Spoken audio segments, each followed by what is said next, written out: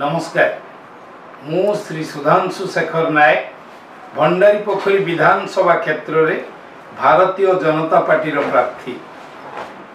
मोर प्रार्थी तो घोषणा हला परे मु गणमाध्यम प्रतिनिधि मानक आगरे कही मु एई माटीर पुओ माटी मार सेवा आउ भंडारी पोखरी प्रत्येक साधारण जनता सेवारे मो निजकू समर्पित करिवार निष्पत्ति नहीं निर्वाचन मैदान को आसी ये निर्वाचन से दिन ही मुझे ये निर्वाचन मु लड़ुनी ये प्रार्थित्व मोर नुहे भंडारी पोखरी समस्त भोटर भाई भौणी मानकर ये प्रार्थित्व से माने प्रार्थी भाव में लड़े करिवे अनीति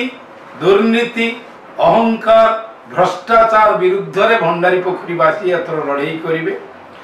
करिवे भंडारी पोखरी अस्मिता एवं स्वाभिमान पाई से माने लड़े करिवे एक अवहेलित भंडारी पोखरी को विकसित भंडारी पोखरी करबा पाई लड़े करिवे से लड़े रे मु केवल सारथी टीए हेबी से माने ही सैनिक से माने ही योद्धा मु केवल सारथी ए कथा मु कहीं कही आपण मानकर भंडारी पोखरी वासी समस्त सुखरे दुखरे भलरे मंदरे मु रही आसी रोची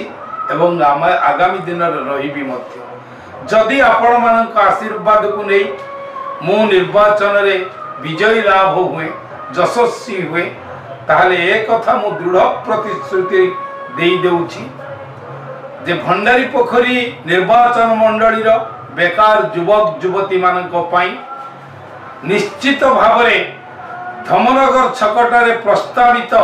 टेक्सटाइल पार्क जेते शीघ्र कार्यक्षम हब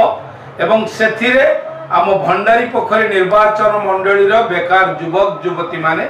केमिति नियुक्ति पाइबे सेटा हब मोर प्रथम कर्तव्य।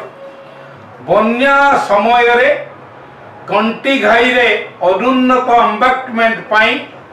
जो प्रकार बन्या दाउरे शिकार होउचंती भंडारी पोखरीवासी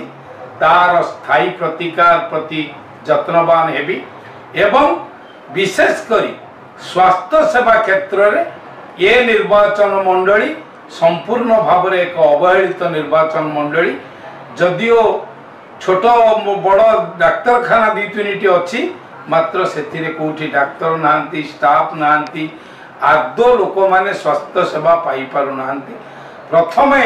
स्वास्थ्य सेवा भली गुरुत्वपूर्ण दिगरे मु जत्नवान है से कथा को जते शीघ्र समाधान हो पारिबो ताकू मध्य जत्नवान हेबी। ये सबु पई आपण मानक सुखरे दुखरे भलरे मंदरे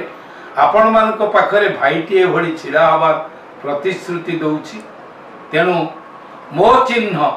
पद्म चिन्ह रे बटम दबेई आसंता 1 तारिख दिन 4 नंबर सीरियल ले पद्म फूल चिन्ह रे मु बटम दबेई मो प्रति आशीर्वाद भल पाइबा अजाड़ी देबे एतिकी आपन को मोर विनम्र निवेदन मु रहुची आपण मानक स्नेहर सुधांशु। दुई थर पद्म दुई गुणा विकास ओडिशा रे हे बीजेपी सरकार।